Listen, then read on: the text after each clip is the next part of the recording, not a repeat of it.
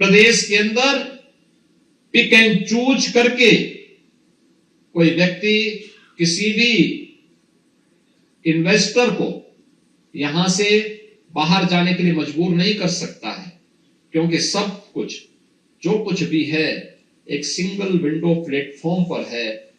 Technology का बेहतर उपयोग किया गया है और उसके माध्यम से कोई भी निवेशक आकर के अपने निवेश को करते हुए प्रदेश के विकास में, देश के विकास में अपना योगदान कर सकता है। आज उसके लिए उस प्रकार की संभावनाओं के द्वार उत्तर प्रदेश के अंदर खोले गए हैं।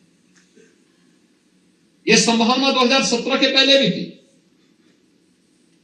लेकिन पिछली सरकारों का एजेंडा संकीर्ण था।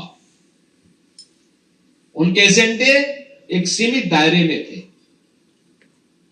वे माफियाओं से जकड़े हुए थे। उनकी सोच जातिवादी थी और कार्य परिवारवादी थे। वे परिवार से बाहर उभर ही नहीं सकते थे। परिणाम क्या था? संकट पहचान का प्रदेशवासियों के सामने खड़ा हुआ था। लेकिन आज इन सब से हम उभर करके आगे बढ़ चुके हैं। उत्तर प्रदेश एक नई दिशा में आगे बढ़ चुका है और आज उत्तर प्रदेश जो 2017 में 7वीं अर्थव्यवस्था थी, आज वह उत्तर प्रदेश देश की नंबर 2 की अर्थव्यवस्था बन चुका है। $1 ट्रिलियन की इकोनॉमी बनाने के लिए आज उत्तर प्रदेश ने जो कदम बढ़ाए हैं, उस कदम को आगे बढ़ाते हुए उत्तर प्रदेश आज जिस दिशा में आगे बढ़ा है, हम मान के चलते हैं 2029 में उत्तर प्रदेश $1 ट्रिलियन की इकोनॉमी भी बनेगा और उत्तर प्रदेश देश की अग्रणी अर्थव्यवस्था के रूप में अपने आप को स्थापित करेगा। हर एक सेक्टर में आप देख रहे होंगे सरकार ने इसके लिए कदम बढ़ाए। जिनको कोई नहीं पूछता था, सरकार उनके द्वार तक पहुंची। मुसर, कुशीनगर और महाराजगंज से लेकर के सोनभद्र तक, कोल, चित्रकूट से लेकर के मिर्जापुर तक, प्रयागराज, चित्रकूट, इस पूरा भरा पड़ा था। सहरिया, ललितपुर और झांसी क्षेत्र में, बुक्सा, बिजनौर में, थारू, महाराजगंज से लेकर के लखीमपुर खीरी, पीलीभीत के नेपाल बॉर्डर पर इन ट्राइबल को आजादी के बाद भी उनका हक नहीं मिल पाया था। जमीन के पट्टे नहीं, बहुत सारी जगह नागरिकता नहीं, आवास की कोई सुविधा नहीं, राशन कार्ड भी नहीं। और मुझे बताते हुए प्रसन्नता है कि आज इस सभी प्रकार की योजनाओं से इन्हें आच्छादित करने के लक्ष्य को पूरा करने में सरकार ने सफलता प्राप्त की। नियत साफ होनी चाहिए, नीति बनाना सरकार का काम होना चाहिए। जब नियत साफ है और सरकार ने स्पष्ट नीति बना दी है, तो नियंता भी उसमें सहभागी बनता है, उसको सफलता की नई ऊंचाइयों तक पहुंचाने में। और उत्तर प्रदेश की यही गाथा जो आज देश की नंबर 2 की अर्थव्यवस्था बन चुका है, नंबर 1 की अर्थव्यवस्था के लिए वह एक नई प्रतिस्पर्धा को आगे बढ़ा रहा है। आज उसमें आप देख सकते हैं बेहतरीन इंफ्रास्ट्रक्चर के साथ उत्तर प्रदेश है। 2017 के पहले कोई मानता था कि उत्तर प्रदेश के अंदर हाईवे और एक्सप्रेस वे का ऐसा नेटवर्क होगा? आज आप देख सकते हैं एक्सप्रेस वे का 55% नेटवर्क यूपी के पास है।